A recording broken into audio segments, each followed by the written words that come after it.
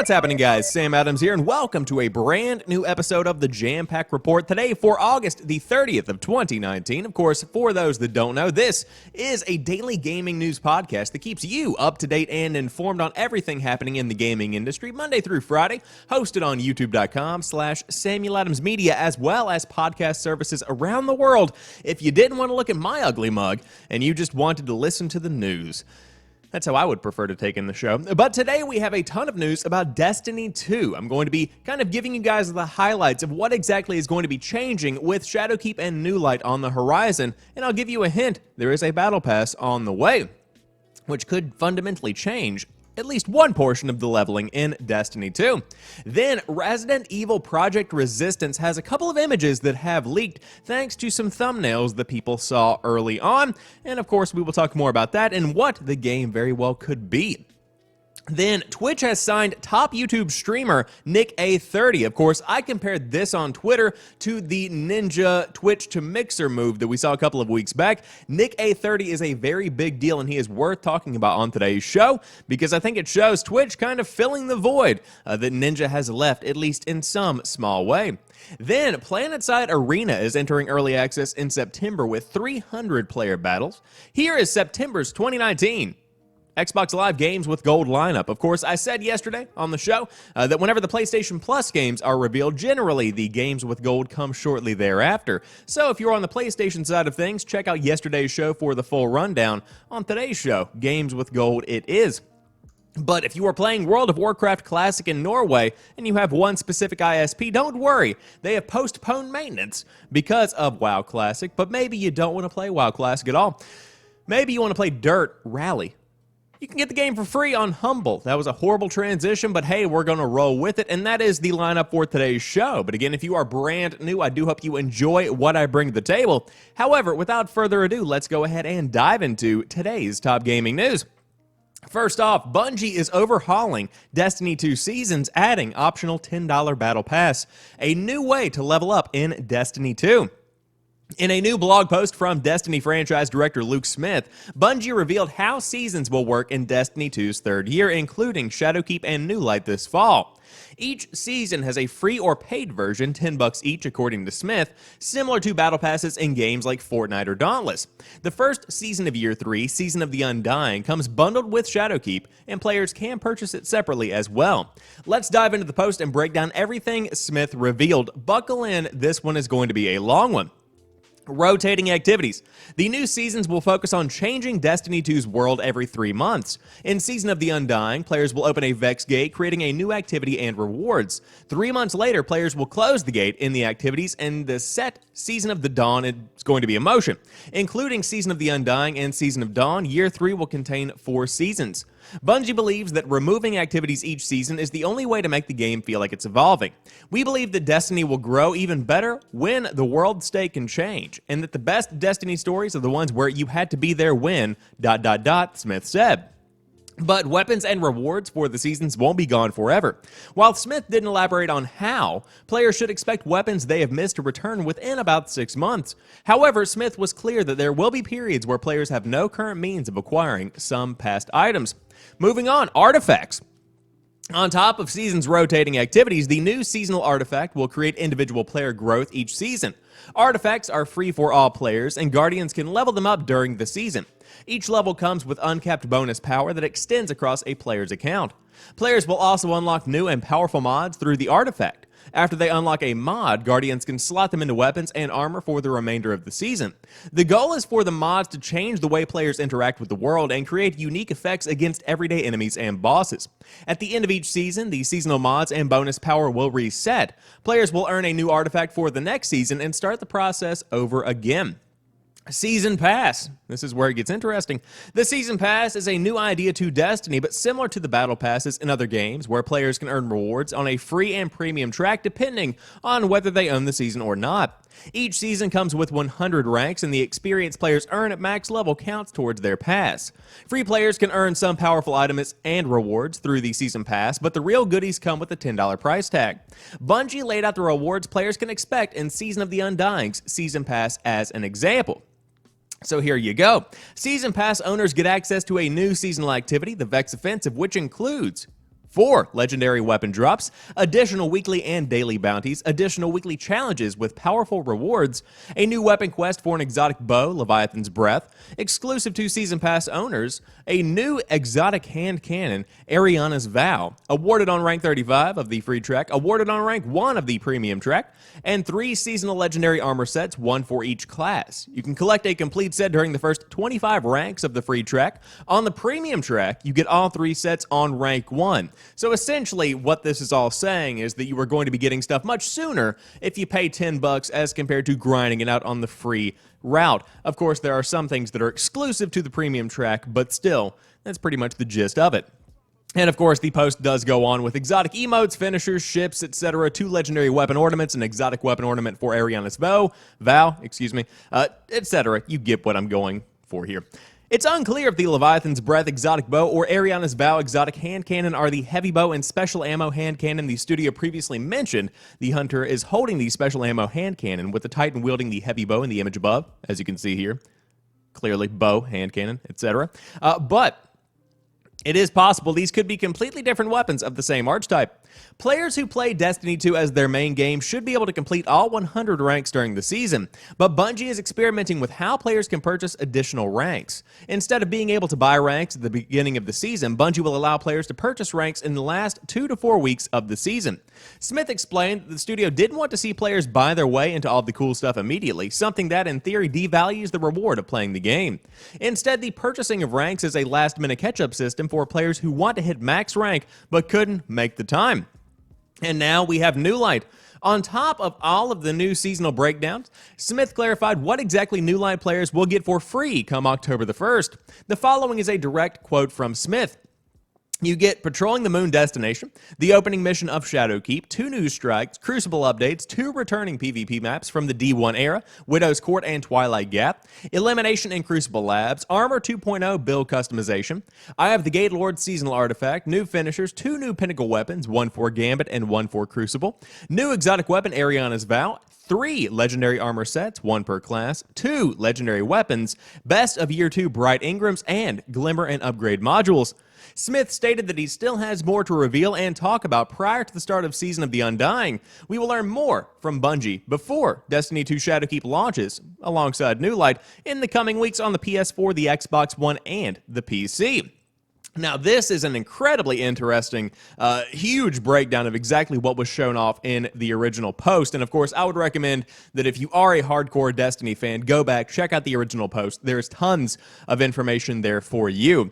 But overall, going forward, Destiny 2 is going to be, number one, much more affordable, and I like the seasonal changes. And also, I like the exclusivity kind of approach that Bungie is taking with a lot of the content that they are pumping out for D2.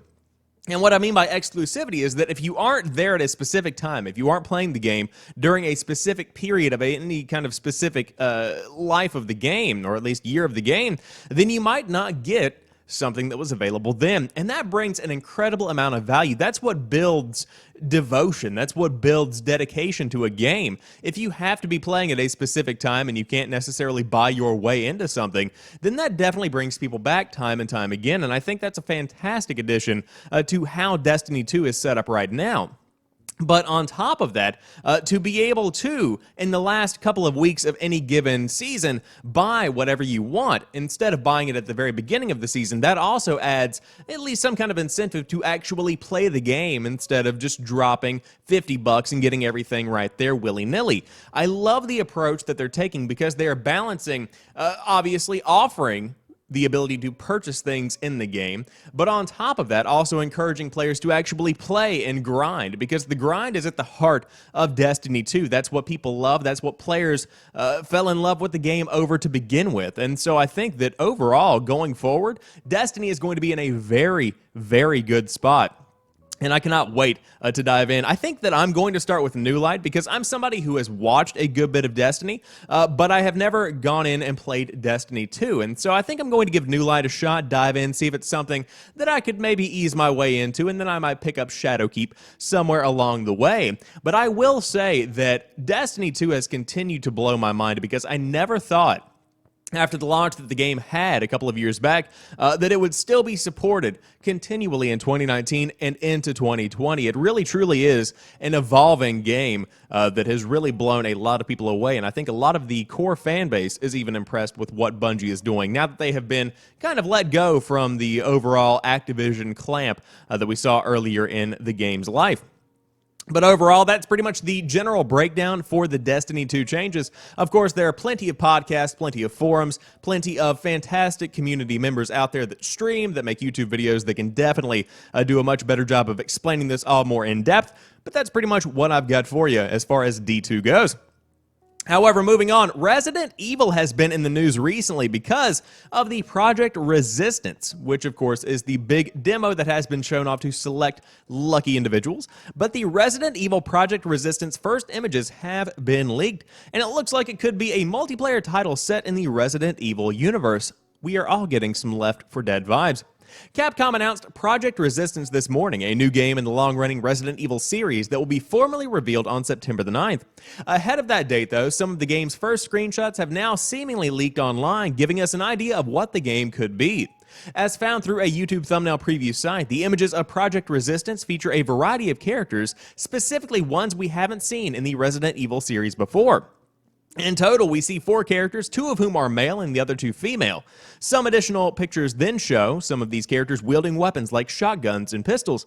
Judging by these images, Project Resistance looks like it could be some sort of multiplayer game, specifically one that might feature 4-player co-op based on the number of characters that we are seeing. This wouldn't be the RE series' first attempt at multiplayer either.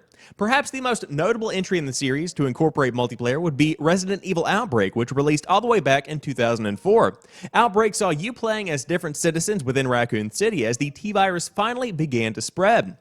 While we don't know what Project Resistance will be just yet, these leaked images have a similar vibe and seem to feature more everyday citizens. Maybe the new game will be a sequel of sorts to Resident Evil Outbreak. Regardless of what the game ends up becoming, we will find out for certain in about 10 days, but Project Resistance is set to come out on the PS4, the Xbox One, and the PC when it does end up releasing. And of course, here are the thumbnail images that were being discussed. You have 4 pretty regular-looking individuals, just citizens of Raccoon City that are ready to go and shoot some zombies in the face, man. It's exactly what they are going to be doing. But I am pretty excited about this one, shockingly enough. Of course, whenever I think about Resident Evil multiplayer, I think about Operation Raccoon City, which was a steaming pile of hot garbage. So hopefully this will become the new go-to multiplayer game in the Resident Evil universe, and I think it very well could. Because Left 4 Dead left a huge gap whenever Left 4 Dead 3 never came out. I still think people want a co-op zombie game that is genuinely just a good shooter. Now, the big question here is, are we talking third person? Are we talking first person? I would assume if it's going to be maintaining that core Resident Evil experience, this is probably going to be a third person shooter that is going to kind of, scratch the itch of the Resident Evil fan base, but on top of that, try something a bit new. However, this could totally work. This could be the best time overall. And of course, more info coming September the 9th, but I haven't heard any bad things about it so far. And generally, whenever something sucks, people tend to leak it. So hopefully that is a good omen for the future of what's coming with Resident Evil Project Resistance. I almost said Project Outbreak. My bad. But overall, again, coming more info September the 9th about this game. However, you know who could be playing it? Nick A30, but not on YouTube because he has signed on to Twitch. That is right. Twitch's deal with the Fortnite player comes just weeks after the platform's biggest star, Tyler Ninja Blevins, moved to Microsoft's Mixer. Twitch has courted another big name in live streaming to its platform, Nicholas Nick A30 Amiuni. I believe I said that name correctly. Boasting more than 4.6 million followers on YouTube. Excuse me, Hollywood Reporter. They're called subscribers. Thank you very much. But boasting more than 4.6 million subscribers on YouTube, the 24-year-old Lebanese Canadian has grown into one of the marquee talents on the platform since he launched his channel in 2014. While Uni will continue to post vlogs and videos to his YouTube channel, the streamer has signed an exclusive live streaming deal with Twitch, migrating to the Amazon-owned platform to bolster his competitive play and reach a new audience. Quote, "I've grown and raised a really great community that always has my back," Uni says of his audience, which he is, quote, 100% will follow him on to the move on Twitch. "I'm really big on communicating with my audience. With live streaming on Twitch, there's a lot less of a delay because of low latency. That's huge for me." To aid in the migration, Twitch is offering a loyalty bonus to Uni's current YouTube followers who bought memberships to his channel by ensuring they maintain their earned loyalty badges when following the streamer to the new platform. Uni also sees Twitch as a better platform for him to break into esports further. Primarily known for playing Epic Games' Fortnite, Uni says Twitch can elevate his competitive play. There is a lot of Twitch-exclusive competitions, such as Twitch Rivals, a series of competitive events held on the platform, where I'll be able to compete and up my game, he says. Twitch's deal with Uni comes just weeks after the platform's biggest star, Tyler Ninja Blevins, opted to jump ship for Microsoft's Mixer streaming service. Blevins was arguably the first game streaming star to achieve mainstream crossover success, with appearances on The Tonight Show with Jimmy Fallon and sponsorship deals with brands like Red Bull and Uber Eats. On top of that, Adidas, as announced this week. Details of Blevins' Mixer deal have not been made public. Twitch is remaining similarly hush on Uni's new deal, as others are. Knowledgeable sources contacted by The Hollywood Reporter. But IDC Research Director of Gaming Lewis Ward tells THR that the arms race to sign big-name talent is heating up between streaming platforms. Making a few shorter-term bets on talent that are a great ambassador or face of a given brand or platform makes sense, says Ward. It's certainly true that exclusive games differentiate one gaming platform from another, so perhaps having some media influencer talent on board that's also exclusive can similarly move the needle for a streaming platform. With Blevins' departure from the platform, Twitch's second and third most followed streamers combined don't add up to the number of subscribers on Ninja's channel. According to analytics firm Sensor Tower, first-time U.S. installs of the Twitch app for the week of July 29th, when Ninja announced his move to Mixer, were down nearly 6% week over week, the largest week-to-week decline since early May. However, viewership on the platform has not dipped overall since Blevins left. Overall, average monthly viewers on the platform increased in August over July from 1.2 to 1.3 million. And so, of course, they go on to talk more about Nick A30, about Twitch, about the entire move, and for both Nick A30 and, of course, Ninja as well. But what does this mean? It simply means that now, as they said, the arms race is heating up because you are getting to a point at which the technology behind these streaming platforms is relatively equal. Now, I'm no professional YouTube live streamer, but I've clicked the go live button a couple of times. And I will say that the claim that low latency is more prevalent on Twitch than it is on YouTube, I don't know that that's entirely accurate because YouTube does also offer low latency that is comparable, if not on par, with what you would get from Twitch. And so whenever that is brought to the table, it seems like this is just a deal that has been cut and that was an excuse that was being made. Again, I'm just saying, I'm no professional live streamer, but I've seen the low latency on YouTube and it can be pretty impressive.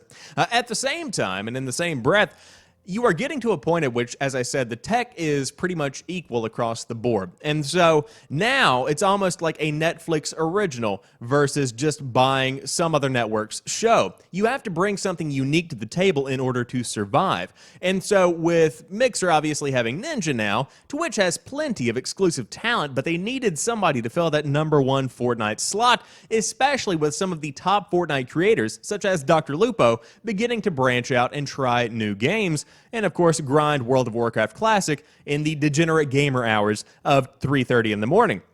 And so whenever you have this kind of situation, again, to bring value to your platform, you have to have exclusive talent. And so I think that's exactly what we are going to be seeing here. You see a similar thing, as I said, with Netflix as compared to Disney Plus, because again, Disney Plus, a big streaming offering in the entertainment space coming later in 2019, that is very much so a huge form of competition to Netflix. And of course, the exclusives are what make or break any streaming platform, whether it be for TV and movies or for gaming streams. But congrats to Nick A30. I hope it all works out for you, my man, and congrats on being the new Fortnite king, at least assuming that the audience does take to the content in the same way that they took to it on YouTube. But you could be playing, Mr. A30, some Planetside Arena because it is entering early access in September with 300 player battles. Modes available at the September Early Access launch will include 12-player squads and 3-player teams. That's a lot of players on one squad. Planetside Arena, the next class-based multiplayer shooter from Daybreak Games, was originally planned for January of this year. Its first delay pushed it back to March, and then, perhaps blindsided by the surprise announcement and massive success of class-based Battle Royale Apex Legends in February, the release slipped again into summer. So, here we are in summer, and we've got a new date for Arena's launch into Early Access on Steam, September the 19th, just a few weeks away. This initial launch of Planetside Arena will feature a teams mode with 3 players per team and a squads mode with 12 players on a squad, duking it out in 300-player Battle Royale matches. Future plans include new features like a solos mode, aircraft, additional classes, and a mode featuring 300-player squads, which would imply at least a 600-player match. That is a lot of players. There is a short teaser trailer above showing scores of players battling it out, while it looks like a Bastion fleet carrier gets lit up by some sort of giant space death ray. There are also a couple dozen other smaller ships zooming through the air, along with tanks rolling on the surface.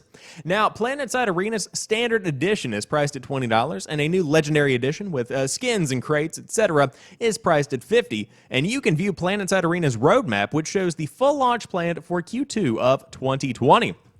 And so, will this, in fact, be a good move overall? Again, I think that right now, with what happened with H1Z1, confidence in Daybreak is kind of at a little bit of a lull right now. People aren't necessarily on board to back the company right out of the gate. And of course, as good as a cinematic trailer may be, it's no gameplay, and so that's going to be the big question here. What does the gameplay look like? How does the game run? And is it overall fun? Because although you might have these giant Planetside-esque battles, as we can see here, that doesn't necessarily mark quality. I want to make that very clear. Just because a video may be looking pretty, and just because a game may be looking pretty, that doesn't necessarily mean that it's going to be good. And so, on September the 19th, you can dive into Early Access with, again, 2 modes available at the Early Access launch and tons of new content coming in 2020.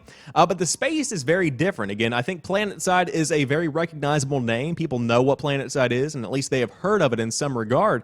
But at the same time, it's a very saturated market, and whenever you are making a competitive multiplayer shooter, it had better be good, especially if you are not offering it for free to play. That's the big make it or break it for a lot of people, because again, this game is $20. That's not a ton of money, but in a world where you can play stuff like Apex Legends and Fortnite for free, those that might only have an hour or 2 to play every night might not want to invest $20 into their game, let alone $50 for all of your skins. But again, tons of other people very well could. It all depends on the situation at hand. So we will see what happens with the Early Access launch coming September the 19th. And again, you can check out the Planetside Arena cinematic trailer if you had more interest in that. But maybe you don't want to play Planetside Arena. Maybe you want to play a couple of games with gold, because here is September 2019's Xbox Live Games with Gold lineup. Hitman's first season led February's PlayStation Plus games, but if you are an Xbox fan now, you can get it too with September's Games with Gold, which you should because it rules. As always, these games are only free if you have an active Xbox Live Gold subscription. And so, the rest of the game's lineup is as follows. Again, as we said, Hitman, the complete first season, free from the 1st to the 30th, and then starting on September the 16th and going until October the 15th, you can get We Were Here. Then on the Xbox 360, of course, always backwards compatible with the Xbox One when they are included with Games with Gold, you have Earth Defense Force 2025 from the 1st to the 15th of September, and Tekken Tag Tournament 2 is coming on September the 16th to the 30th. And I will say, a very good fighting game for those that are fans of the fighting game genre. But a pretty fine lineup. I don't think that it's going to be blowing anyone's mind, but the first season of Hitman is, of course, a pretty good time overall. If you did want to dive into that one, I have never heard of We Were Here in my entire life. I'm trying to fast forward to get to that. So it looks like We Were Here, wandering around solving puzzles. There's some glyphs there. Yeah, so it's like a puzzle solver kind of thing where you're making your way through a dungeon. You're making your way downtown. You're walking fast. Faces pass and you're homebound. But if you did want to dive in and check out any of those games, again, free, sometime between September the 1st and, of course, October the 15th, depending on which one you want to get. But the full rundown is available via Kotaku or on the official Xbox blogs or Twitter accounts or generally anything with Xbox on it. No, wait. Sorry if you're listening on speakers. I probably just turned on your Xbox if you have a Kinect. However, guess what? World of Warcraft Classic is a big deal. Tons of people are playing it, especially in Norway. I mean, not especially in Norway, but hey, it's a transition into the next story. A Norwegian ISP postponed maintenance for World of Warcraft Classic so that you could queue without interruption. WoW Classic players faced gargantuan queues when servers went live last night, some 10,000 deep. But it could have been worse. Your ISP, for example, could have been planning to do maintenance, cutting you off from old school Azeroth. That was the case with Norwegian ISP Lies, but it looks like the influence of the venerable MMO was enough to get it to hold off. Lies emailed its customers yesterday, thanks to Reddit, to let them know that maintenance would be postponed until September the 10th. Quote, "We were planning maintenance for our cables in the middle of the launch of World of Warcraft Classic," the translation reads. "It has come to our attention that this has upset many eagerly waiting people. Gamers and all other customers are important to us, and so we are postponing the maintenance until September the 10th. Lies confirmed that it sent out the email so its customers can hopefully quest or queue without interruption over the next couple of weeks. It's a nice gesture, which is a rarity among ISP stories, which typically involve people getting screwed. To mark Classic launch, they have dusted off their original WoW review over their PC Gamer for you to check out. But overall, man, I love this story because that just goes to show that there is some individual, there is some ISP tech that really knew the WoW Classic was coming, and of course, tons of people also complain. But they actually moved the date for their maintenance so that nerds could play World of Warcraft Classic. And man, does that make me happy. I just love these kind of stories where it's almost like the old school South Park episode, Make Love Not Warcraft, where it's just so nerdy, it's so cringy, but oh my god, it feels so right. That's why I love this kind of story.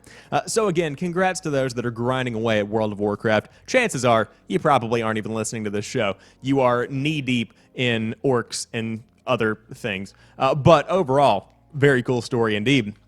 However, to round out today's show, I always like to keep you guys up to date and abreast on the freest games of the free out there in the world right now. And guess what? Dirt Rally is about as free as it gets because Humble is offering it up to you. Likely ahead of a delisting, they say over at Destructoid, which they're not wrong.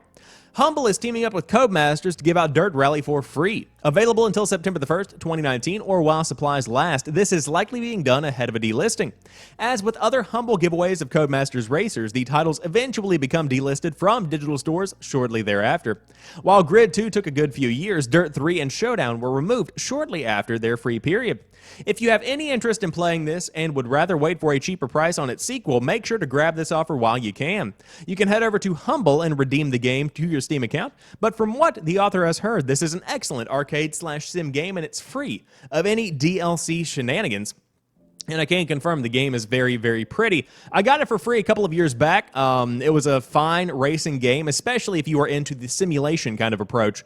That is one that is definitely worth checking out. And of course, very gorgeous game on top of that. But hey, free? Again, why wouldn't you redeem it? It is, again, free.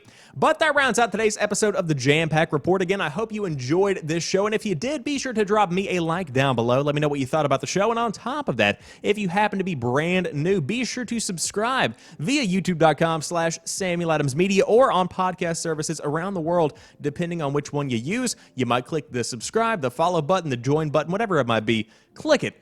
I promise you won't regret it. But I will talk to you tomorrow. Have a fantastic rest of your day, and until next time.